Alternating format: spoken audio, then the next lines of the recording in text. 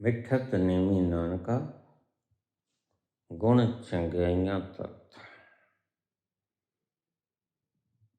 मैंने आपको बताया जिंदगी कैसे जीनी है, अपनी शक्ति को गंवाना नहीं। और तुम्हारी शक्ति सबसे ज्यादा जो तुम खर्च करते हो वो है परमात्मा के नाम के जप के ऊपर, जिसका कोई अर्थ नहीं, जिसका कोई नतीजा नहीं। उसे रिश्वत नहीं चाहिए। उसने कब कहा मुझे रिश्वत दो? संकल्प मात्र से सारी सृजना को बना देने वाला मालिक, तुम उसका नाम जपो, तुम उसकी सलागा करो, इसका भूखा है क्या? तुम्हें इतनी भी समझ नहीं है? तुम इतने मूर्ख हो? सब ना जिया का एक दाता, सो मैं बिसर ना जाए। वह ना मुझे भूले, मैं तो भूल भूल जाऊंगा। मुझको तो हजार काम है। शरीर को बचाना है, पालना है, दूसरों के काम करने हैं, सुख दुख में साथ निभाना है। मुझे जिम्मेदारियां, कर्ज, फर्ज, मर्ज, गर्ज बहुत है।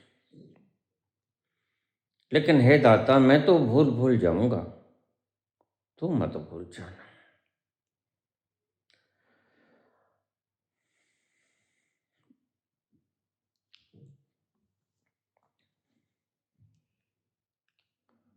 तू मुझे याद रख। मेरा वालिया साइयां रखी चरना दे कोल, मेरा वालिया साइयां रखी चरना दे कोल, मेरा वालिया।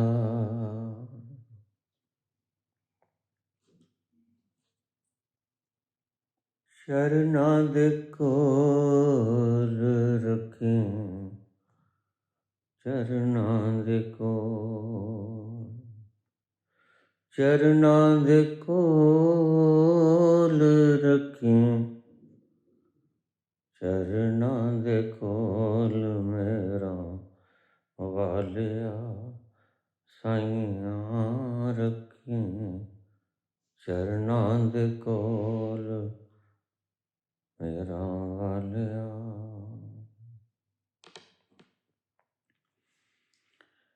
मेरी फरियाद तेरे दर के और सुनावा कैनू। मेरी फरियाद तेरे दर के और सुनावा कैनू। खोल न दफ्तर ऐबां वाले, दर्दों तक न मैनू। खोल न दफ्तर ऐबां वाले, दर्दों तक न मैनू। दर्दों तक न मैनू रखे चरना दे कोल, मेरा वालिया साइयां रखी चरना दे कोल, मेरा वालिया।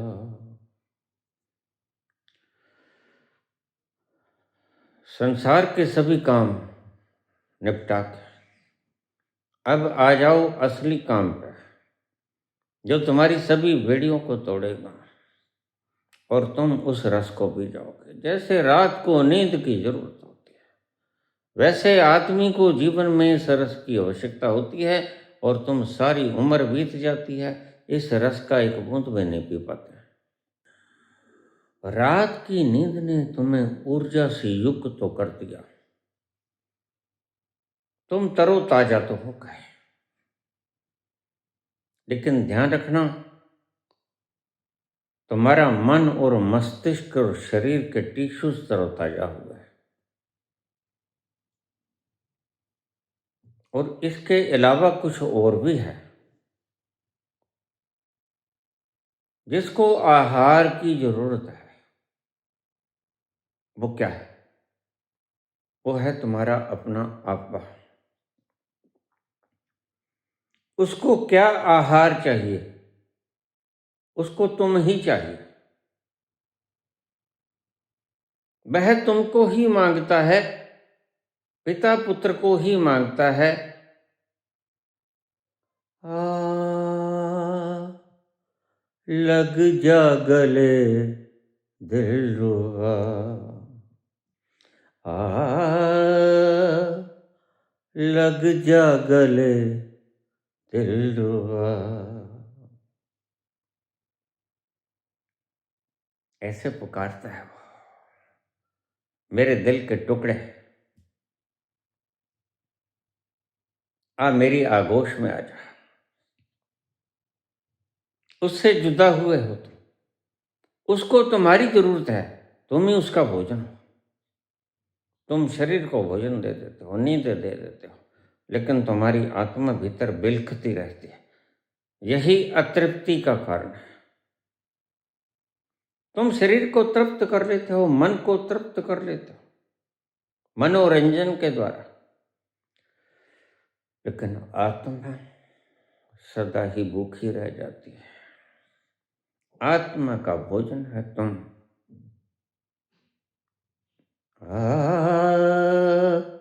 लग जा गले दिलरुबा।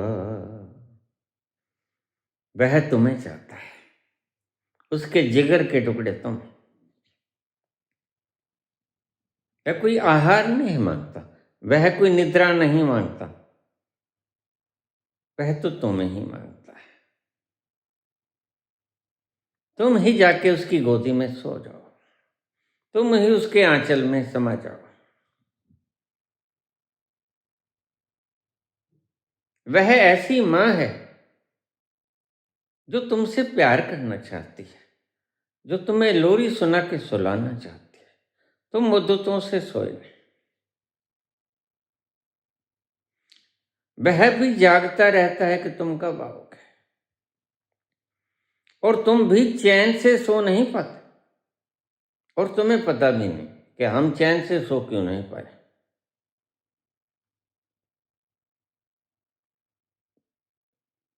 वह इंतजार करता रहता है कि कब आओगे।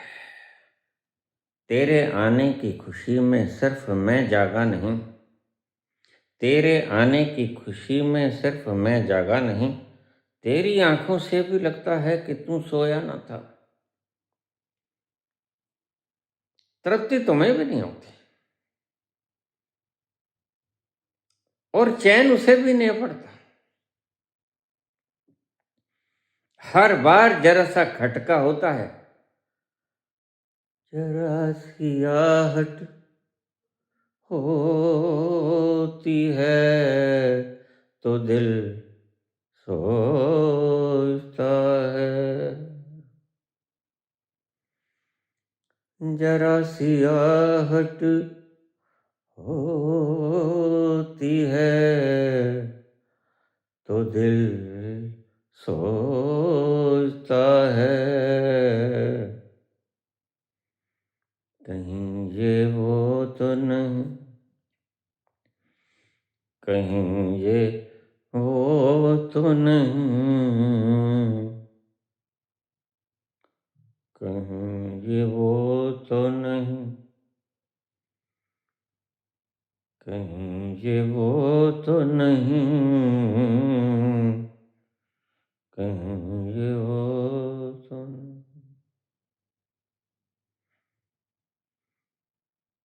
जो तुमने दिन भर के ये व्यर्थ के कामों को न करके, ये जाप तप वगैरह जो शक्ति जुटाई थी, उसको कहाँ खर्च करो, अब मैं यह बताने चला हूं। मिठत नीमी नान का गुण चंग तत्व। अब हमने वहां जाना है जो रस रूप है, जो तत्व है, जो रस तत्व है, रसो वैसा हो, जो मीठा है, जो मीठा है, जो आपको बुलाता भी है, लेकिन बुलाने का अंदाज बड़ा पैसिव है, अटैकिव नहीं, तानाशाही नहीं, अहिंसक है। जो ऐसा बुलाता है तुम्हें, उसकी पुकार भीनी भीनी मीठी मीठी अनादनाद की तरह, हल्की सी झंकार आती है। तुम मजे से सराबोर तो होते हो, लेकिन तुम उसके पास नहीं जाते। वह तुम्हें पुकार रहा है।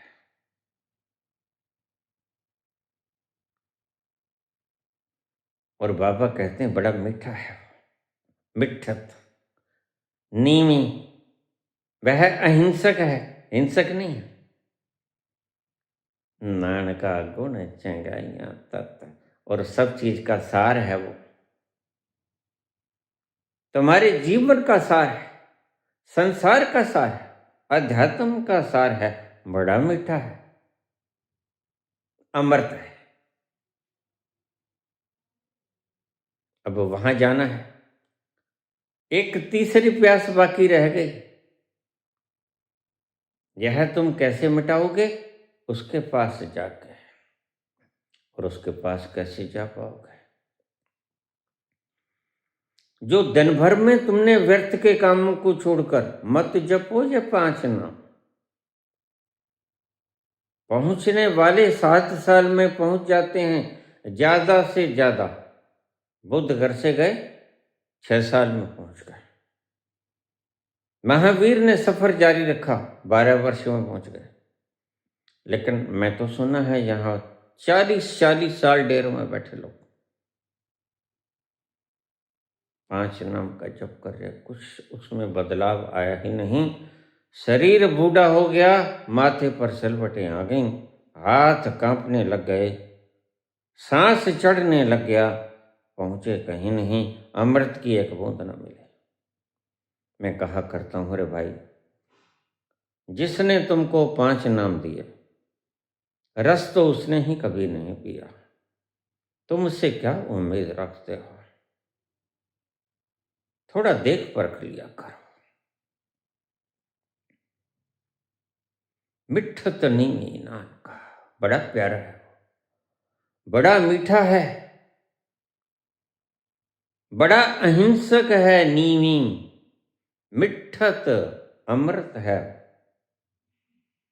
कड़वा थू नहीं है।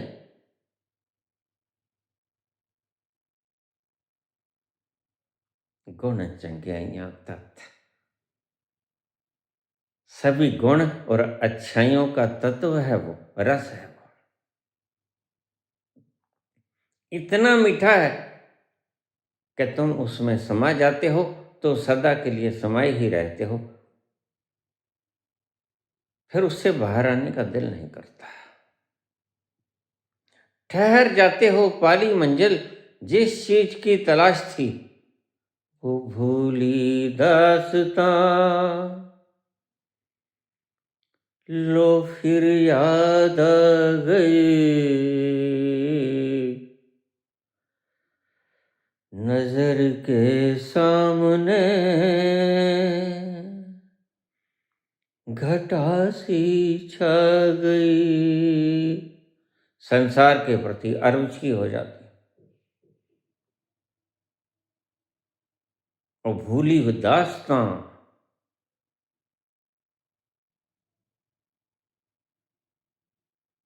यकीन होगा किसे कि हम तुम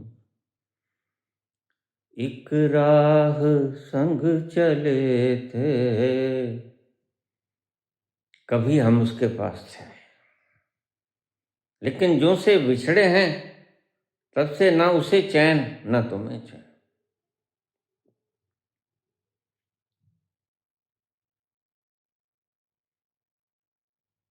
वो भूली दास्तां लो फिर याद आ गई। अब उसकी याद, जहां वो है उसके घर चलो, उसका कोई भी नाम ईजाद करके पुकारो मत उसे, कोई नाम उसका नहीं है और तुम्हारी इंट्रोडक्शन भी उससे नहीं है। पर तुमने कभी सोचा कि यह लोग तुम्हें उल्लू तो नहीं बना रहे हैं? जो कभी देखा नहीं, जो कभी जाना नहीं, जो कभी निहारा नहीं, भला उसको हम स्मरण कैसे करेंगे? मैं एक शब्द बोलता हूं, तुम बताना यह क्या होता है। तड़भ्याम सेंगे, बताओ क्या होता है? तड़भ्याम सेंगे, तुमको अभी बाबा पता है, बस ऐसे ही तुम्हें परमात्मा का पता है। किसको याद करते हो? महज शब्दों का रेपिटेशन है क्या पता नहीं। फिर क्यों मगज जखाई करते हो? क्यों मगज खपाई करते हो जब तुम्हें पता ही नहीं किसको तुम स्मरण कर रहे हो? वह कभी देखा नहीं, मिला नहीं, राह में मुलाकात कभी हुई नहीं, फिर पुकार किसे रहे हो? याद किसे कर रहे हो? और क्या याद कर पाओगे? उसको कभी इससे पहले देखा है तुमने? कभी उसकी हवा का झोंका तुम्हें छुआ है? कभी शानो शक्ल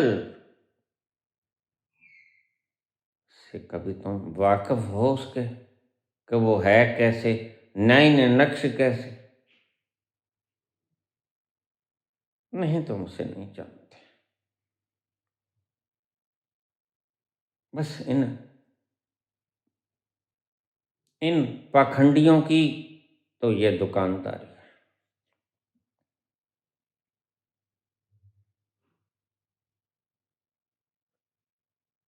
इन पाखंडियों ने अपनी दुकानदारी करनी है और तुम इसलिए नहीं छोड़ पाते कि तुम्हें भय है कि क्या करें, 35 साल तो हो गए, अब व्यर्थ हो जाएगा काम शायद। और ये भी कह देते हैं कि देखो देखो बेटा, ਅਸੀਂ ਇੱਥੇ हैं तो टाइम तो फिर लगता ही होता है, थोड़ा होर तेज चरखड़ी घुमा लिया करो, थोड़ा नाम स्मरण तेजी से कर लिया करो, जल्दी पागल हो जाओगे, जल्दी एनर्जी लेसनेस में चले जाओगे, मूर्छा आ जाएगी, गिर पड़ोगे दम से।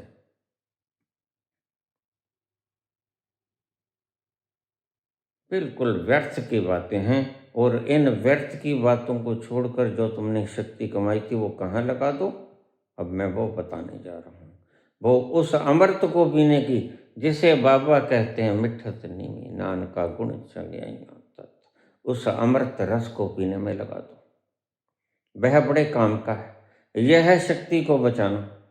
इसलिए आदि संतों ने ब्रह्मचर्य पे इतना जोर दिया। ब्रह्मचर्य का अर्थ है सभी सोराखों से झरता हुआ जीवन सेव करो, बचाओ, उसको एकत्रित करो, उसको इकट्ठा करो एक जगह पर और फिर उसको उससे कोई काम लेना है, उसको अपने भीतर उतरने में काम लेना है। वह तुम्हारे संग होगा, तुम एनर्जेटिक और कॉन्शियसनेस से ग्रस्त होगे, फुल होगे, तो तुम अपने भीतर जा सकोगे, उछलते कूदते नाचते गाते। हम ऐसे ही गए हैं, हमने रो पीट के ये सफर तय नहीं किया, हमने मीरा की तरह नाचते गाते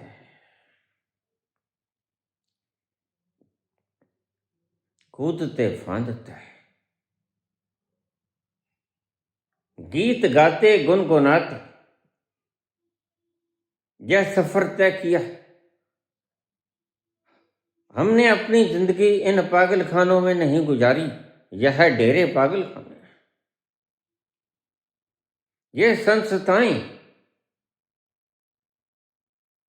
जिनको आप कोई भी नाम दिए हो, इसे निरंकार कह दो, इसे बीके कह दो, इसे कुछ भी कह दो, ये पागल खाने। इनको पता ही नहीं मुरली बजाई जाती है कि मुरली सुनाई जाती है।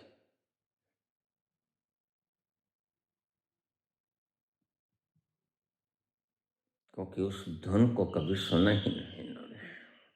मुरली तो तुम्हारे भीतर ही बज रही है हर वक्त, उसे सुनना होता है, उसे आनंदनाद कहते हैं। ये शब्दों की मुरली सुनाते हैं सुबह सुबह और तुम लोग बहक जाते हो। परमात्मा की यही आसानी है और यही मुसीबत है। परमात्मा किसी ने देखा नहीं, इसीलिए किसी भी तरह से व्याख्यायित कर दो। सभी मूड हैं, सभी को आवश्यकता है उस रस की, खींचे चले जाएंगे और जो चाहे बोल दो। और जो जितना बड़ा पागल छाती ठोक के कहेगा मैंने देखा है, उसके पास ज्यादा जाएंगे। मेरे जैसा व्यक्ति जो कहे कि देखो भाई नहीं बताया जा सकता, वो ही cannot be expressed, is not only unknown but also unknowable. हम तो दूर तलक की बात मुका देते हैं। वह जाना ही नहीं जा सकता, वह अज्ञेय है, तो फिर वो पिया जाता है।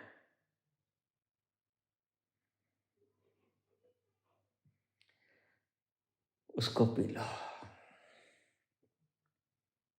और बच जाए तो नहा लो। दो घुट पिला दे साकिया, दो घुट पिला दे साकिया, बाकी मेरे ते रोड़ दे, दो घुट पिला दे साकिया, बाकी मेरे ते रोड़ दे। ये नहाने की चीज है, यह पीने की चीज है, गटकने की चीज है, जपने की चीज नहीं है। तो इस शक्ति को साथ लेके फ्रेशनेस अवस्था में नाचते गाते कूदते फांते यह आसान सफर तय हो जाएगा। रोते चिल्लाते छाती पीटते हुए सफर कभी तय नहीं हुआ करते। यह सफर मस्ती से हल होता है। रोनी सूरतें कभी इस सफर को तय नहीं कर सकती। ये लटके हुए चेहरे, शिकायत से भरे हुए चेहरे इस सफर को तय नहीं करवा सकते। इन्होंने खुद ही नहीं किया है। इनको भी आगे से ही कुर्सी मिली और आगे से ही कुर्सी देके जाएंगे बुद्धुओं को, जिसने उस रस का एक बूंद भी कभी नहीं पिया। गुरु बदल जाते हैं, देखो शिष्य वही रहते हैं, एक भी नहीं कम होता, बढ़ते ही चले जाते हैं। इसलिए तुम कहते हो डेरे में इतने करोड़ हो गए होंगे भाई, जब पिछले निकले नहीं। अगर कोई मरे ना तो जन्म ही जन्म लेते रहे तो धरती भर जाएगी ना। जब मुक्त तो कोई हुआ नहीं, और मुक्त होने के लिए नए नए लोग आते रहे और पुराने हिले नहीं, तो फिर संख्या तो बढ़ेगी ना भाई।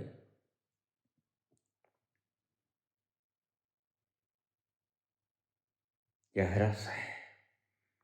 जो व्यर्थ के कामों में तुमने शक्ति बचाई थी, उस शक्ति को तुम अपने अंत समय उतरने के लिए प्रयोग कर लो। यही इसका सही ढंग है प्रयोग करने का। पहले बचाओ, फिर बचाई हुई उस शक्ति को संग लेकर अपनी चेतना में उतर जाओ अंत समय। और बाबा कहते हैं वो नीचा, नीचे होने से मिलेगा। मिठत, नीमी, वह नमन से मिला। हम नमन तो करते हैं लेकिन नमन का अर्थ नहीं पता, नमाज तो पढ़ते हैं, हमारा शरीर झुकता है, अहंकार कहाँ झुकता है। अहंकार तो घोड़े खरीद रहा होता है पेशावर में। इसको तुम नमाज कह देते हो। फिर शुक्रवार को 6 बार पढ़ो कि 5 बार पढ़ो, फिर रोज ही 10 बार पढ़ लो, सारे दिन नमाज करते रहो। वो मात्र मगज खपाई के अतिरिक्त और कुछ भी नहीं, कुछ ना मिलेगा, उस रस की एक बूंद भी ना पी पाओगे।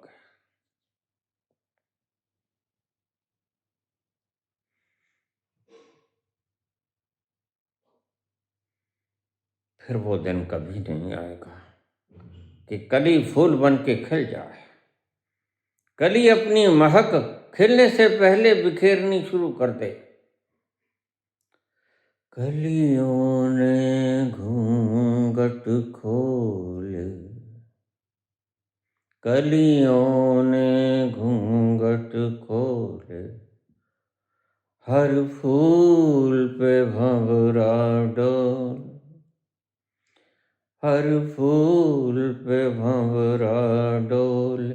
क्या आया प्यार का मौसम गुरु, गुलजार का मौसम, कलियों ने घूंघट खोले, हर फूल पे भंवरा डोल। फिर जैसे ही तुम फूल की तरह खिल जाओगे, सुगंध बिखेरने शुरू कर दोगे, तो भंवरे भी आ जाएंगे। यह इकट्ठ भंवरों का उनका होगा जो सुगंध पी लेना चाहते हैं, जो उस पराग के रस को इकट्ठा करना चाहते हैं, वो इकट्ठा करना। जिनके भीतर प्यास जगी है वो आ जाएंगे, कहीं ना कहीं से निकल के आ जाएंगे। उनको तो खुशबू दूर से आ जाती है।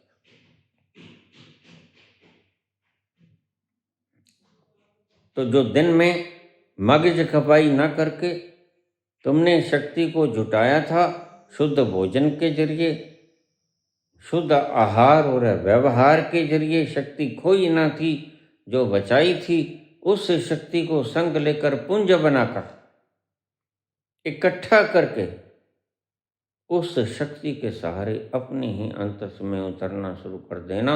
मिठत नीमी नानका, वह नमन से मिलता है। ये ठीक, नमन से नमाज बना, लेकिन नमाज किसने पढ़ी?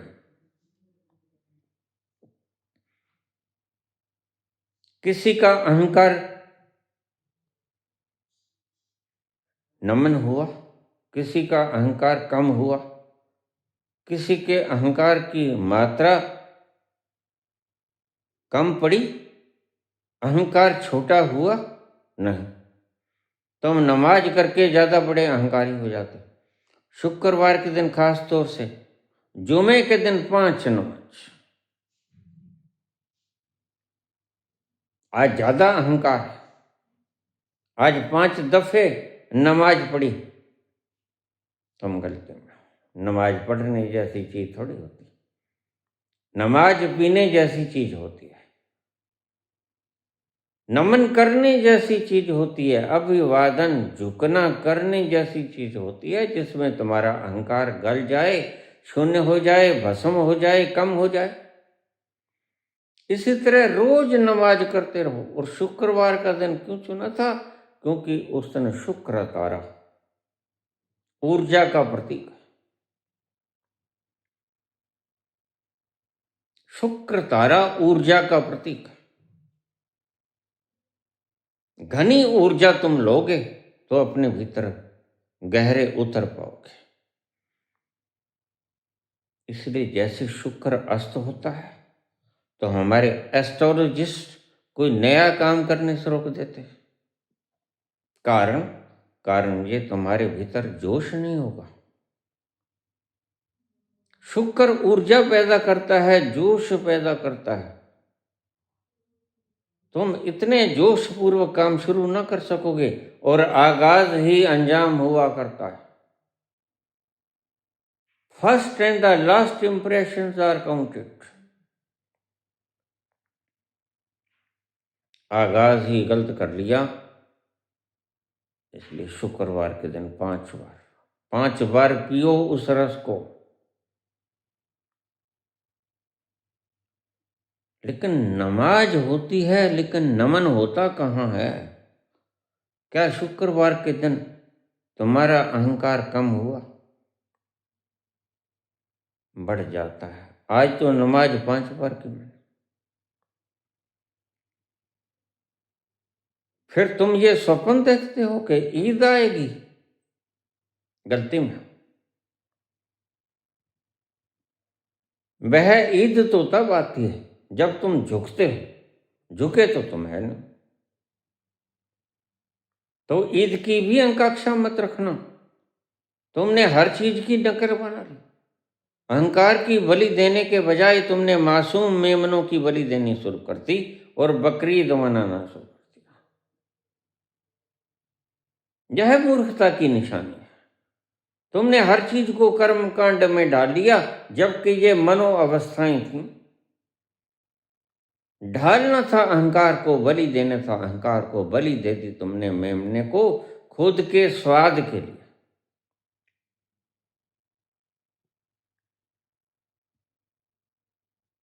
कि आज मेमना पकाएंगे, मेमना खाएंगे। तो निगाहें तो तुम्हारी फल पर अटकी रही ना। कृष्ण कहते हैं फल को भूल जा, कर्मण्येवाधिकारस्ते मा फलेषु कदाचन। तुम्हारी निगाहें फल पर अटकी रहीं। आज निर्दोष मेमना लवा लवा सा प्यारा प्यारा सा ढूंढ के लेके आते हो। 150 ज्यादा लग जाए कोई बात नहीं। सभी धर्मों ने संतों के वचनों को कर्म कांडों में डाल लिया है। इसलिए धर्म आज धर्म न रहकर कर्म कांड मात्र रह गए। सभी धर्मों का यह हाल है। आवाऊत है यहां।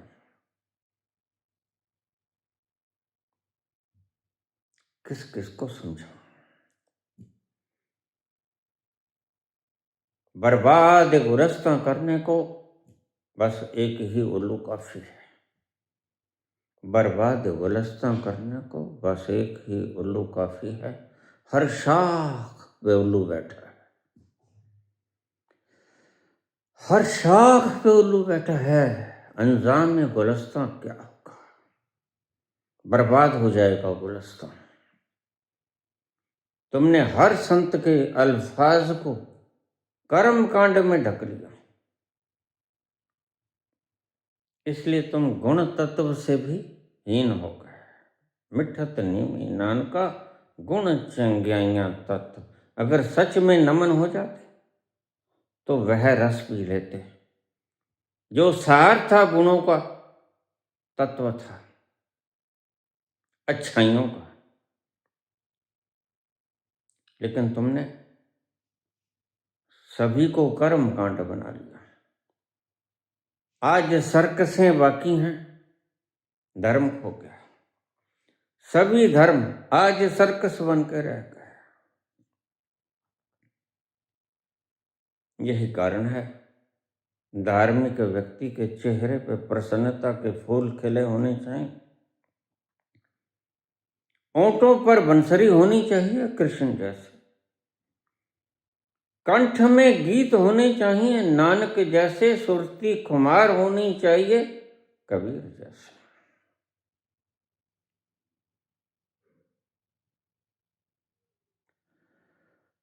लेकिन तुम्हारे चेहरे पे नहीं, तुम्हारी आवाज में वो जादू नहीं। तुम्हारी आवाज में वो लिपट झपट के आई हुई अमृत के रस की झंकार नहीं है। क्यों नहीं है? क्योंकि तुमने अमृत रस पिया नहीं। तुमने कर्म कांडों में ढाल दी, सभी प्रथाएं बना ली तुमने। तो दिन भर में जो शक्ति तुमने बचाई थी, उस शक्ति को साथ लेके, वृहद शक्ति को साथ लेके अपने अंतस में उतर जाना। उससे ये काम लेना, पहले बचाना, फिर उसको भीतर आयोजित नियोजित कर लेना। अंतस में उतरने के लिए उससे काम ले लेना। और एक दिन तुम पाओगे कि तुम उस रस के पास पहुंच गए जिसे बाबा कहते हैं मिठत नीमी नान का गुण चंग्याइयां तत्व। उस रस, अमृत रस के पास पहुंच जाओगे, जिसको पीने से नम्रता आती है, जिसको पीने से श्रद्धा आती है, जिसको पीने से अहंकार खो जाता है, जिसको पीने से जिंदगी जीने का स्वाद आ जाता है। तो उस शक्ति को साथ लेके अपने भीतर उतरें कैसे? प्रत्येक घटना को जो तुम्हारी जिंदगी में घटित हो रही है, उसको पूरे प्राणों से स्वीकार करके, पूर्ण हृदय से, कुछ भी हो जाए, वो तुम्हारे हित में हो, वो तुम्हारे अहित में हो, उसको पूरे प्राणों से स्वीकार कर लो। ठीक है, तू जो करता है वह ठीक करता है और भले के लिए करता है। अवश्य ही इसमें कोई ना कोई भला होगा छुपा हुआ। मैं अज्ञानी, मैं गंवार, मैं बूझड़, मैं नहीं जानता हूँगा, लेकिन तू जानता है, तू विराट है, तूने सृजना की है। हम तो एक रेत का जर्रा भी नहीं बना सकते। तो तू जो करता है, आज भले ही हमें ना मालूम हो, लेकिन कल पता चलेगा यह हमारे भले के लिए था। ऐसी मनोदशा को साथ लेकर हृदय में बसा के तुम जैसे ही भीतर उतरोगे, सफर बड़ा आसान हो जाएगा।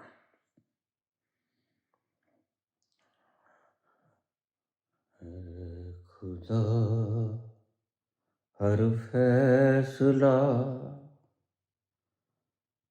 तेरा मुझे मंजूर है खुदा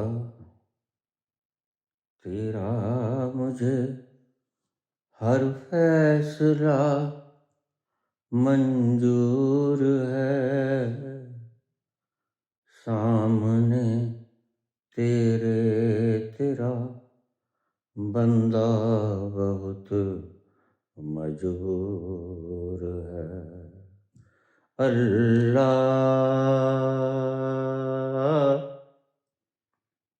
हो